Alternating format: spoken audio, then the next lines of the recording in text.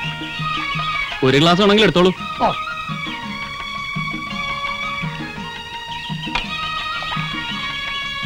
എഴുത്തച്ഛന് ഇതൊന്നും പറ്റില്ല, മൂത്തത് തന്നെ വേണ്ടിവരും. ബ്രാൻഡിയോ ബിസ്കിയോ വേണമെന്ന് വെച്ചാ ബസ്സിലെ കണ്ടക്ടറോട് പറഞ്ഞാൽ മതി, കൊണ്ടുതരും. വേണ്ട, അങ്ങനെ ഒരു നിർബന്ധമില്ല. ഈ പരലേ ഉണ്ടാവുള്ളൂ, ഇഷ്ടാവോ? ഓ ധാരാളം. ഓ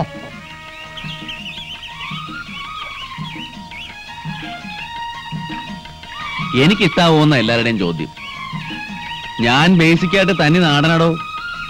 സൂട്ട്, സഫാരി, 5 സ്റ്റാർ ഒക്കെ പിന്നീട് വന്ന ഏച്ചുകെട്ടലല്ലേ.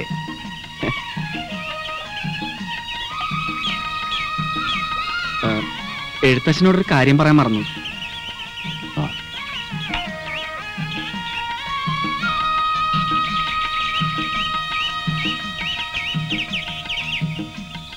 കള്ളും കൂടെ കൊണ്ടുപോണത് കണ്ടു. മുതലാളിമാരെങ്ങനെയാ, കള്ളും കുടിക്കോ? അത്ഭുതാണല്ലോ. ചിലപ്പോ. ഈ മുതലാളി സാധാരണ കുടിക്കുന്ന കള്ളിന് കുപ്പിക്ക് 500 റുപ്യ ആവില്ല. സ്കോച്ച് എന്ന് പറയും. ഇതെന്താ പാത്രം? ആ തള്ളയ്ക്ക് കൊണ്ടുപോയതാ ഇത്തിരി പായസം. ഗുരുതി കഴിഞ്ഞിട്ടല്ലേ പോവൂ? ആരും ക്ഷണിച്ചില്ലല്ലോ. നാട്ടിലെ ഗുരുതിക്ക് ആരെങ്കിലും ക്ഷണിക്കണോ? ഭഗവതി കൂടി ദേവിയുടെ അച്ഛന്റെ കസ്റ്റഡിയിലല്ലേ ഇപ്പോ.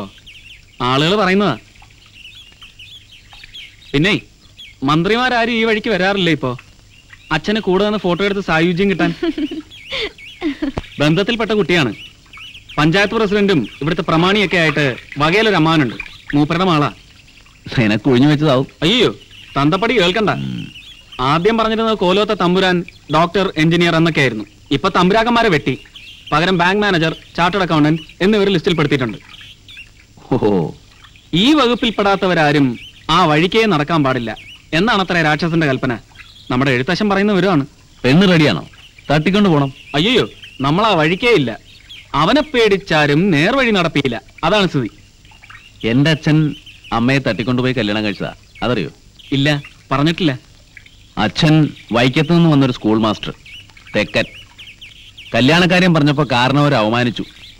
6 മാസം കഴിയുന്നതിന് മുമ്പേ അച്ഛൻ രജിസ്റ്റർ വിവാഹം കഴിച്ചു എന്നാണ് കഥ. ആ പാരമ്പര്യം നമുക്കൊന്ന് പ്രയോഗിച്ചു നോക്കാം. ഓ, വേണുവേട്ടൻ അച്ഛനും സ്കൂൾ മാഷായിരുന്നു? അതറിയില്ല. ആദ്യം, പിന്നെ അത് വിട്ട് സിംഗപ്പൂർക്ക് പോയി. എനിക്ക് നല്ല ഓർമ്മയില്ല. വരണമെന്ന് കമ്പി കിട്ടി കാത്തിരിക്കുമ്പോഴാ മരിച്ച വിവരത്തിന് വേറൊരു കമ്പി. എനിക്കൊന്ന് 3 വയസ്സാ. മനസ്സിന് വേഗമായിട്ട് കൂടി ഒരു പിക്ചറില്ല. അച്ഛനും അമ്മയും ഓരോന്ന് ചോദിക്കുമ്പോഴാ സത്യത്തിൽ വേണുവേട്ടനെ പറ്റി എനിക്കൊന്നും അറിയില്ല. ഒരു തരത്തിലധികം അറിയാതിരിക്കുന്നതാണ് നല്ലത്. ആരെയും പിന്നീട് നിരാശപ്പെടാതിരിക്കാൻ.